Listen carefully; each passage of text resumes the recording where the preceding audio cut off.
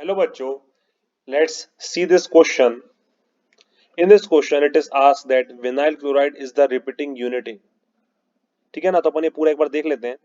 Monomers are simple molecules which combine with each other to form polymers. ठीक है ना, monomers क्या होते हैं? Simple molecules होते हैं जो एक दूसरे से combine करके क्या बनाते हैं? Polymers बनाते हैं. Each polymer has a repeating structural unit. जो अपने monomers क्या होते हैं? Same ही होते हैं, तो अपना polymer क्या होता है? Repeating structural unit पे चलता है. ठीक है ना. Polymers formed from the same type of monomers are called homopolymers. और जो एक ही प्रकार के मोनोमर से जो पॉलीमर बनते हैं उन पॉलीमर्स को अपन बोलते हैं होमोपॉलीमर्स. और अगर एक मतलब इफ टू और मोर डिफरेंट रिपीटिंग यूनिट्स में जब मोनोमर्स मेकअप द पॉलीमर उसको अपन बोलते हैं कोपॉलीमर. मतलब अगर दो या दो से ज्यादा अलग अलग प्रकार के मोनोमर्स का इस्तेमाल करते हैं अपन पॉलीमर्स को बनाने के लिए, तो उन पॉलीमर्स को कोपॉलीमर बोलते हैं. Both homopolymers and copolymers may be formed either by addition और कंडेंसेशन रिएक्शंस. या तो एडिशन या कंडेंसेशन दो टाइप की रिएक्शन होती है. उन रिएक्शन से अपन होमोपॉलीमर्स या कोपॉलीमर्स को बना सकते हैं. Alkenes and dienes polymerise by addition.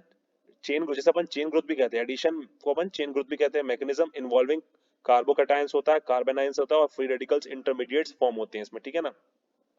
जो अपना डाइन्स आता है इसमें क्लोरोप्रीन, आइसोप्रीन एक्सेट्रा ये सब होते हैं.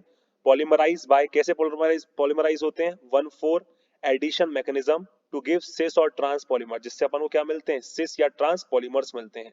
तो natural rubber is however cis poly isoprene. याद आपको याद रखना है कि जो नेचुरल रबड़ होती है ये सिस पॉली आइसोप्रीन होती है. ठीक है ना.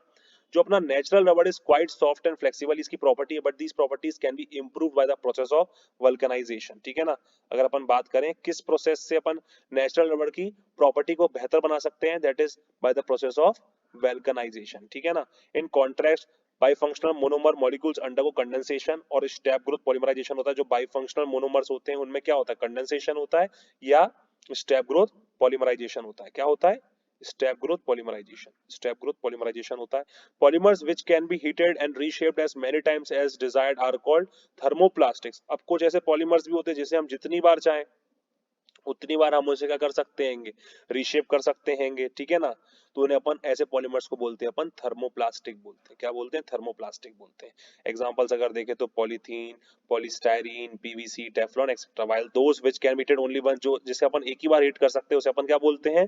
थर्मोसेटिंग पॉलीमर्स बोलते हैं, जैसे बेकालाइट, मेलमार्क. ठीक है ना, एक्सेट्रा. अगर अपन देखें क्वेश्चन में विनाइल क्लोराइड एक रिपीटिंग यूनिट किसका है, किस मोनोमर का है? मतलब विनाइल क्लोराइड जो एक मोनोमर है वो किस पर्टिकुलर पॉलीमर का रिपीटिंग यूनिट है? तो इसका करेक्ट आंसर की अगर अपन बात करें तो इसका जो करेक्ट आंसर है इट इज पीवीसी. ठीक है ना, PVC. So I hope you understand it. Best of luck.